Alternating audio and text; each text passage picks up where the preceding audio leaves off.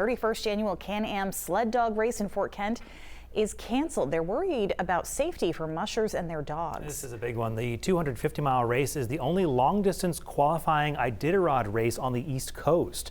News Center Maine's Raya Wooten shares how organizers and some mushers are taking the news. This is the first time they've been completely canceled. With warm weather coming, Can-Am President Dennis Sear says the race trails just won't hold up. He and his team went back and forth about whether to cancel this year's 31st annual sled dog race. There's rocks that are exposed in certain places. There might be some deep depressions in the trail or ditches or irrigation ditches. Sear says various roads along the trail that cross into the woods up by Fort Kent are bare.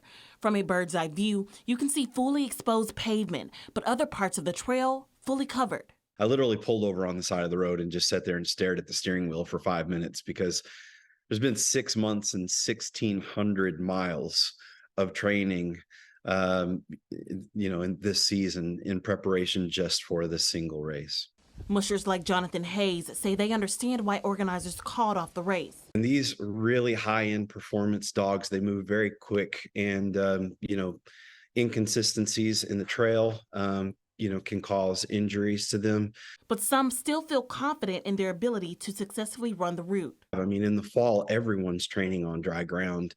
The real question becomes, can you manage the speed of the team when there's nothing to put your brake into? Hayes runs a purebred Stabella Siberian Husky traditional Arctic team of dogs. He says he tested the trails this past week, and despite some poorly covered areas in Fort Kent, trails over in Allagash are good to go.